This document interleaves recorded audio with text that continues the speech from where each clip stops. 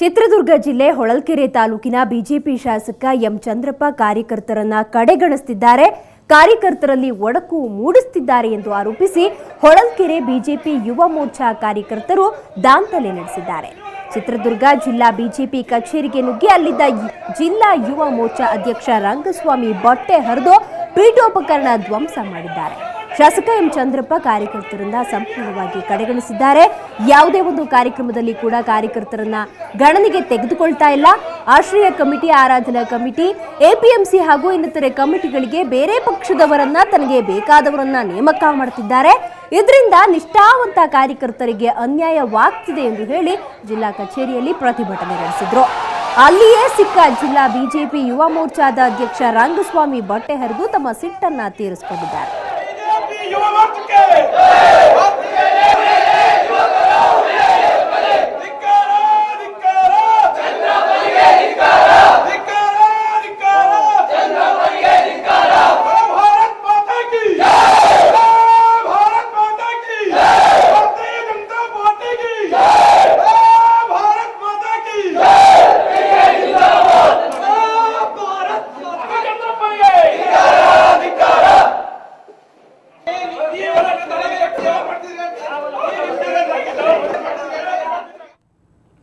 ಸಾಲದ ಶೂಲವೇ ಅಂತಹದ್ದು.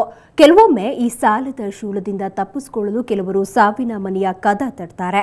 ಚಾಮರಾಜನಗರದಲ್ಲಿ ಒಂದೇ ಕುಟುಂಬದ 5 ನೇಣು ಹಾಕಿಕೊಂಡು ಸಾವನ್ನಪ್ಪಿದ್ದಾರೆ. ಆದರೂ ಇದು ಆತ್ಮಹತ್ಯೆಯಲ್ಲ ಅಂತ ಮೃತರ ಸಂಬಂಧಿಕರು ಆರೋಪಿಸಿದ್ದಾರೆ. ಹೀಗಾಗಿ ಈ ಪ್ರಕರಣದ ಸುತ್ತ ಅನುಮಾನದ ಹುತ್ತ ಹುಟ್ಟುಕೊಂಡಿದೆ.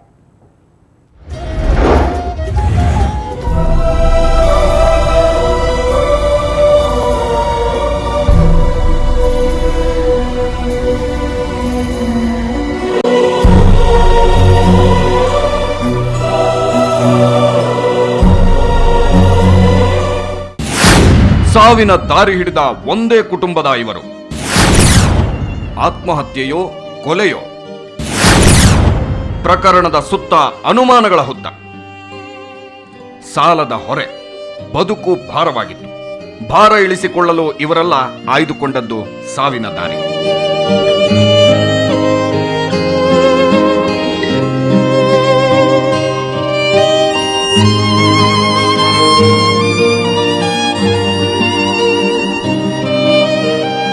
ಅಂದಹಾಗೆ ಈ ಘಟನೆ ನಡೆದಿರೋದು ಚಾಮರಾಜನಗರ ಜಿಲ್ಲೆ ಕೊಳ್ಳೇಗಾಲ ತಾಲೂಕಿನ ಬೋಳೇಗೌಡನ ದೊಡ್ಡಿ ಗ್ರಾಮದಲ್ಲಿ.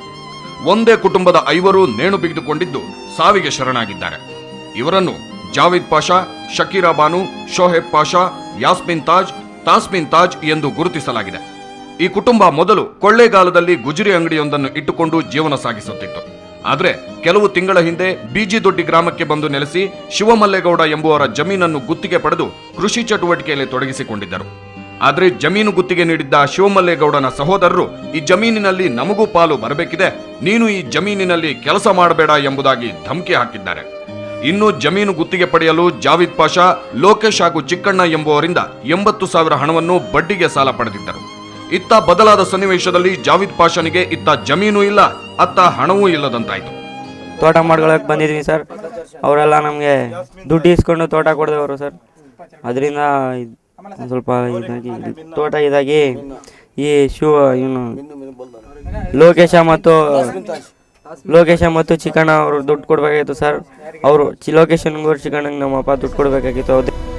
ಈ ಮಧ್ಯೆ ಜಾವೇದ್ ಪಾಷಾನಿಗೆ ಸಾಲ ನೀಡಿದ್ದ ಲೋಕೇಶ್ ಹಾಗೂ ಚಿಕ್ಕಣ್ಣ ಹಣಕ್ಕಾಗಿ ಪೀಡಿಸಲಾರಂಭಿಸಿದ್ರು. ಒಂದು ಹಂತದಲ್ಲಿ ಸಾಲ ಕೊಟ್ಟವರು ಹಣ ವಾಪಸ್ ಕೊಡಲಾಗದಿದ್ರೆ ಹೆಂಡತಿ ಮಕ್ಕಳನ್ನು ಹೊತ್ತೊಯ್ಯುವುದಾಗಿ ಹೆದರಿಸಿದ್ದಾರೆ. ಇದರಿಂದ ಮನನೊಂದ ಇಡೀ ಕುಟುಂಬವೇ ಆತ್ಮಹತ್ಯೆಗೆ ಶರಣಾಗಿದೆ ಅಂತಾನೂ ಹೇಳಲಾಗ್ತಿದೆ. ಆದ್ರೆ ಇದು ಆತ್ಮಹತ್ಯೆಯಲ್ಲ, ಕೊಲೆ ಅಂತ ಮೃತನ ಮತ್ತೋರ್ವ ಮಗ ಆರೋಪಿಸುತ್ತಿದ್ದಾನೆ.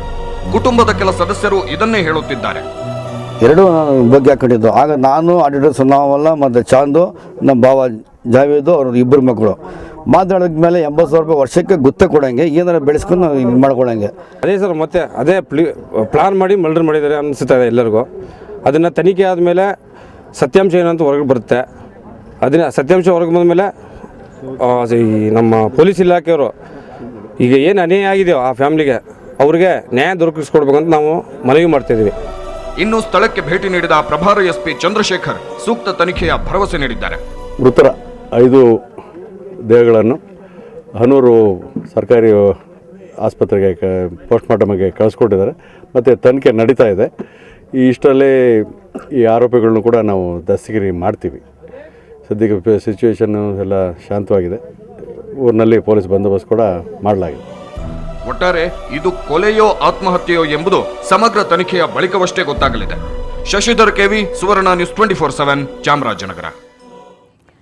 ಸಂವಿಧಾನದ 371ನೇ ಕಲಂಗೆ ತಿದ್ದುಪಡಿ ಮಾಡಿ ಹೈದರಾಬಾದ್ ಕರ್ನಾಟಕದ ಜನ ಕಳೆದ 20 ವರ್ಷಗಳಿಂದ ಹೋರಾಟ ಮಾಡ್ತಾ ಇದ್ದಾರೆ. ಆದರೆ ಕೇಂದ್ರ ಸರ್ಕಾರ ಮಾತ್ರ ಇದಕ್ಕೆ ಕ್ಯಾರೆ ಅಂತ ಇಲ್ಲ. ಹೀಗಾಗಿ ಹೈದರಾಬಾದ್ ಕರ್ನಾಟಕದ ಜನ ಇಂದು ಬಂದ್ ಮಾಡಿ ಆಕ್ರೋಶ ವ್ಯಕ್ತಪಡಿಸಿದರು.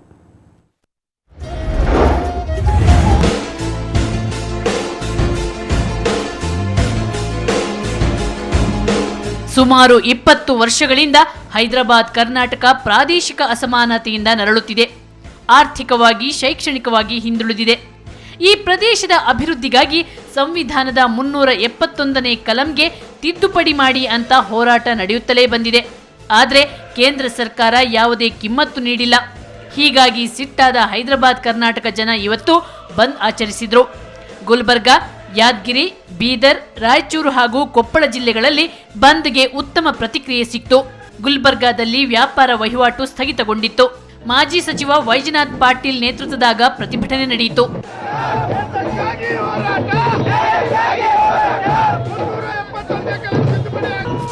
371 ಅಮೆಂಡ್ಮೆಂಟ್ ಮಾಡಿ ಎಲ್ಲ ರೀತಿಯ ಸವಲತ್ತು ಕೊಡ್ಬೋದು. ಯಾವ ಸವಲತ್ತು ಅದು ನೋಟಿಫಿಕೇಶನ್ ಮಾಡಿನಂಗದ. ಆ ದೃಷ್ಟಿಯಿಂದ ಮೊದಲು ಪ್ರಿನ್ಸಿಪಲಿ ತಾತ್ವಿಕವಾಗಿ 371ಕ್ಕೆ ನೀವು ಒಪ್ಕೊಳ್ರಿ ಅಂತ ನಮ್ದು.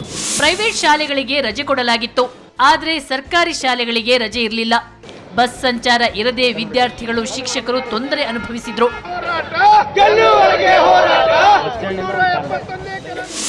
ತುಂಬಾ ಟೈಟ್ ಆಗಿ ಇದು ಮಾಡ್ತಾ ಇದ್ದಾರೆ. ಒಂದು ಆಟೋ ಕೂಡ ನಮಗೆ ಬಿಡ್ತಾ ಇಲ್ಲ. ಯಾವ ಕಡೆಯಿಂದಾರು ಹೋಗ್ಬೇಕಂತಂದ್ರೆ ಯಾವ ರೀತಿನೂ ಅನುಕೂಲ ಇಲ್ಲ. ನಾವು ತುಂಬಾ ಸಮಸ್ಯೆಯಿಂದ ಸಫರ್ ಆಗ್ತಾ ಇದ್ದೀವಿ.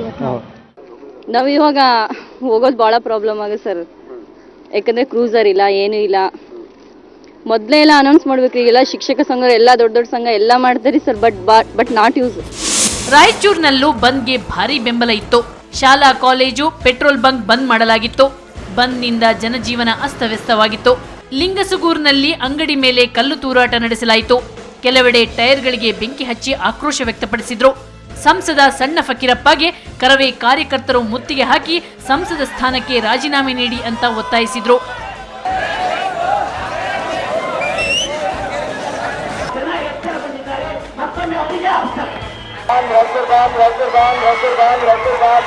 ಬಳ್ಳಾರಿಯಲ್ಲಿ ಕರವೇ ಕಾರ್ಯಕರ್ತರು ಪ್ರಧಾನ ಅಂಚೆ ಕಚೇರಿಗೆ ಮುತ್ತಿಗೆ ಹಾಕಿದ್ರು.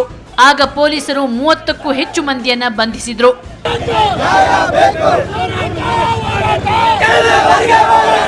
ಬೀದರ್, ಯಾದಗಿರಿಯೊಳಗೂ ಬಂದ್ಗೆ ಉತ್ತಮ ಪ್ರತಿಕ್ರಿಯೆ ದೊರೆಯಿತು. ಬಸ್ ಓಡಾಟ ಬಹಳ ಕಡಿಮೆ ಇತ್ತು.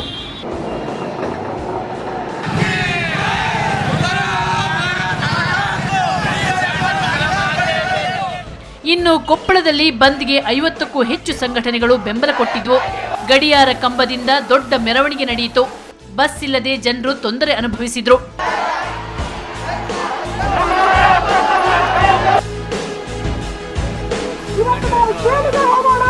ಇನ್ನು ಹೈದರಾಬಾದ್ ಕರ್ನಾಟಕ ಬಂದ್ಗೆ ವಾಟಾಳ್ ನಾಗರಾಜ್ ಬೆಂಬಲ ವ್ಯಕ್ತಪಡಿಸಿದ್ರು. ಕನ್ನಡ ಪರ ಒಕ್ಕೂಟದ ಜನ ವಾಟಾಳ್ ನೇತೃತ್ವದಲ್ಲಿ ರಾಜಭವನಕ್ಕೆ ಮುತ್ತಿಗೆ ಹಾಕಿದ್ರು. ನೀತಿಗೆಟ್ಟ ಸರ್ಕಾರಕ್ಕೆ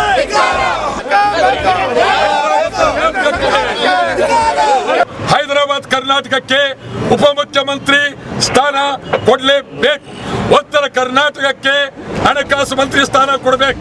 ಹೈದರಾಬಾದ್ ಕರ್ನಾಟಕಕ್ಕೆ ವಿಶೇಷ ಸ್ಥಾನಮಾನ ನೀಡೋ ಸಂಬಂಧ ಕೇಂದ್ರ ನಾಯಕರಾದ ಮಲ್ಲಿಕಾರ್ಜುನ ಖರ್ಗೆ, ಧರ್ಮಸಿಂಗ್ ಆಸಕ್ತಿ ತೋರಿಸುತ್ತಿಲ್ಲ ಅಂತ ಸಿಎಂ ಸದಾನಂದ ಗೌಡ ಆರೋಪಿಸಿದ್ದಾರೆ.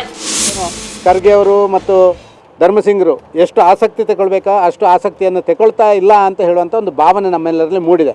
ನಾನು ಅವರಿಬ್ಬರನ್ನು ಆಗ್ರಹ ಮಾಡ್ತೇನೆ. ನೀವು ಕೇಂದ್ರದ ಮಂತ್ರಿಮಂಡಲದಲ್ಲಿ ಒಬ್ಬರು ಸಚಿವರಾಗಿದ್ದೀರಿ, ಇನ್ನೊಬ್ಬ ಪ್ರಭಾವಿ ರಾಜಕಾರಣಿಯಾಗಿದ್ದೀರಿ. ನೀವು ಇದನ್ನು ಡಿಲೇ ಮಾಡುವಂಥದ್ದಷ್ಟು ಸೂಕ್ತ ಅಲ್ಲ. ಇದಕ್ಕೆ ಪ್ರತಿಕ್ರಿಯೆ ನೀಡಿರುವ ಕೇಂದ್ರ ಸಚಿವ ಮಲ್ಲಿಕಾರ್ಜುನ ಖರ್ಗೆ, ಹೈದರಾಬಾದ್ ಕರ್ನಾಟಕಕ್ಕೆ ವಿಶೇಷ ಸ್ಥಾನಮಾನಕ್ಕಾಗಿ ಕೇಂದ್ರ ನಾಯಕರ ಮೇಲೆ ಒತ್ತಡ ಹಾಕ್ತೇನೆ. ಶೀಘ್ರವೇ ಕೇಂದ್ರ 371ನೇ ಕಲಂ ಜಾರಿ ಮಾಡುತ್ತೆ ಅನ್ನೋ ವಿಶ್ವಾಸ ವ್ಯಕ್ತಪಡಿಸಿದ್ರು. ಅದು ಅವನಿಗೆ ಇನ್ನೊಮ್ಮೆ ಕೇಳ್ರಿ, ಎಷ್ಟು ಹೋರಾಟ ಅವ್ರು ಮಾಡಿ ನಮ್ಗೆ ಏನು ಕೊಡ್ಸಿದಾರ, ಮುಖ್ಯಮಂತ್ರಿ ಆದಾಗ ಏನೇನಲ್ಲಿ ಸಹಾಯ ಮಾಡಿದ್ದಾರೆ ಅವ್ರಿಗೆ ಕೇಳಿ. ಈ ದೇಶಕ್ಕಾಗಿ, ರಾಜ್ಯಕ್ಕಾಗಿ, ರಾಷ್ಟ್ರಕ್ಕಾಗಿ, ಜನರಿಗಾಗಿ ಹೋರಾಟ ಮಾಡ್ಕೊಂಡು ಬಂದಿದೆ ಮತ್ತು ಅವರ ಸಮಸ್ಯೆಗೆ ಸ್ಪಂದಿಸ್ಕೊಂಡು ಬಂದಿದೆ. ಒಟ್ಟಿನಲ್ಲಿ ಬಂದ್ಗೆ ಹೈದರಾಬಾದ್ ಕರ್ನಾಟಕದಲ್ಲಿ ಉತ್ತಮ ಪ್ರತಿಕ್ರಿಯೆ ವ್ಯಕ್ತವಾಗಿದೆ. 20 ವರ್ಷಗಳಿಂದ ನಡೆಯುತ್ತಿರುವ ಹೋರಾಟಕ್ಕೆ ಈಗಲಾದರೂ ಜಯ ಸಿಗುತ್ತೆ ಅನ್ನೋದನ್ನ ಕಾದು ನೋಡಬೇಕಾಗಿದೆ. ಬ್ಯೂರೋ ರಿಪೋರ್ಟ್, ಸುವರ್ಣ ಸುದ್ದಿವಾಹಿನಿ.